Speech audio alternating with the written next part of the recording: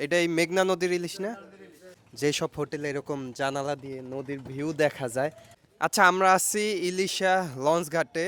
আজকে দুপুরের খাবার এখানে একটা হোটেলে খাবো। তো আগে চলেন গিয়ে দেখি কি কি আছে। এই যে এখানে প্রথমেই আছে নদীর ইলিশ। এটাই মেঘনা নদীর ইলিশ না?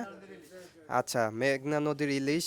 এরপরে এইদিকে কি জানি কোরাল মাছ আছে, মুরগি আছে, ২ পদের মুরগি। এরপরে এটা পোয়া মাছ, নদীর পাঙ্গাস। নদীর পাঙ্গাস কত কইরা জানো?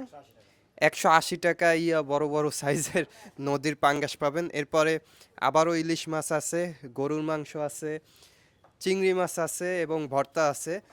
তো আমরা আজকে আছি ভোলার ইলিশা লঞ্চ ঘাটে এবং দুপুরের খাবার এখানে সারবো। পিছনে মেঘনা নদী, আর এখানে খাবার খাচ্ছি, দুপুরের খাবার। আর সব মিলে কিন্তু বেশ অসাধারণ লাগতেছে। আমি প্রতিবার মেঘনা নদীর তীরে আসলে কিন্তু এই সব টাইপের আর কি দোকানে বা হোটেলে খেতে পছন্দ করি, যেসব হোটেলে এরকম জানালা দিয়ে নদীর ভিউ দেখা যায়। আর আপনারা যারা নদী প্রেমী আছেন, যারা নদীতে ভ্রমণ করতে পছন্দ করেন, তাদের তো নদী ভালো লাগবেই। আর আমরা বরিশালের মানুষ, অবশ্যই নদী আমাদের পছন্দ। তো যাই হোক, আমরা দুপুরের খাবার সারতেছি ইলিশার লঞ্চ ঘাটে একটা দোকানে। এবং আজকে দুপুরের খাবারে আছে মুরগির মাংস এবং পেঁপে ভর্তা। আচ্ছা, প্রথমে আমি একটু পেঁপে ভর্তা দিয়ে ট্রাই করি। আহ, এখানে ২ পদের ভর্তা ছিল, আলু ভর্তা এবং পেঁপে ভর্তা।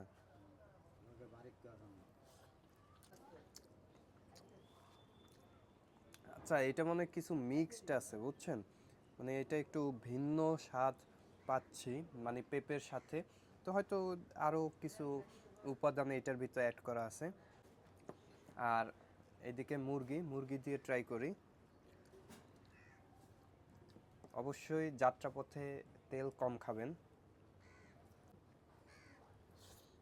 হুম, একটু ডিপ ফ্রাই করা মাংস।